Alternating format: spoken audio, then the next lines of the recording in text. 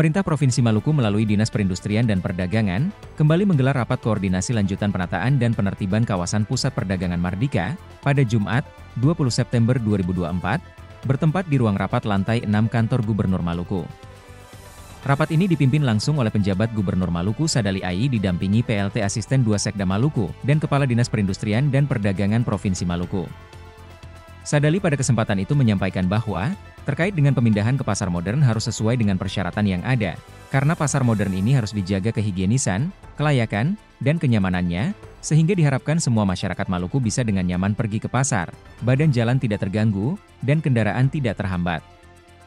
Kegiatan tersebut dihadiri juga oleh Forkopimda Provinsi Maluku, pimpinan OPD Lingkup Pemerintah Provinsi Maluku, Asisten Bidang Pemerintahan Kota Ambon serta Dinas Perindustrian dan Perdagangan Kota Ambon. Memang tidak ada alasan pemerintah harus kalah. Jadi kita butuh ketegasan untuk menciptakan kondisi dagang ini yang baik, sehingga semua orang itu merasa nyaman. Kalau tadi sudah ada ketegasan, tidak ada pungli, tidak ada retribusi yang ditarik dari pemerintah kota, berarti yang disampaikan oleh Pak Kapinda tadi dengan Pak Sindal dan Karops itu ada penarikan-penarikan yang masih disinyalir telah ya. Yang itu nanti kita sikapi secara bersama, solusinya kayak apa kita perbincangkan nanti, dan memang yang disampaikan dari pihak Kodam itu ya kita harus bijaksana, tapi perlu ketegasan gitu ya. Tidak bisa yang tadi ada keluhan mahal, tempatnya mahal, kecil gitu. Sehingga apakah dengan luasan begitu dapat menampung seluruh barang dagangan mereka, itu yang disikapi lagi itu. Disikapi lagi apakah ada persyaratan yang dibawa di pasar modern dengan volume yang sudah ditentukan, misalnya gitu. Sehingga tidak semua barang yang dagangan itu harus masuk ke pasar gitu. Karena itu pasar modern, definisinya juga harus dijaga. Memang kalau kita lihat pasar itu operasionalnya tinggi. Kalau kita tidak menata dengan baik, nanti itu menjadi ikon baik, tapi menjadi beban juga bagi pemerintah daerah provinsi. Karena maintenance-nya sangat mahal.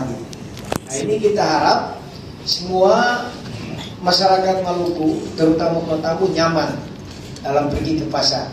Badan jalan tidak terganggu, kendaraan juga tidak terhambat.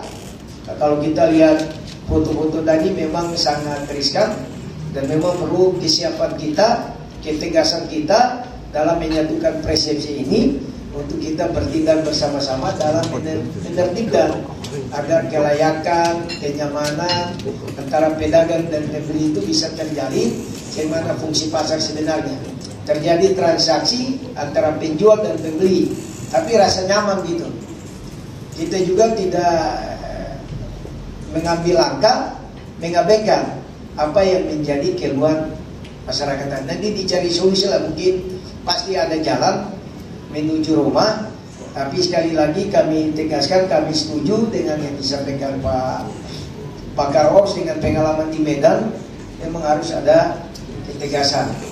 Ketegasan itu dengan berbagai landasan undang-undang jalan tadi menjadi landasan pijak kita untuk sama-sama kita sepakati, kita sosialisasi, kasih batas waktu dengan syarat yang apa tadi, karena jumlah pedagang banyak, kapasitas sedikit.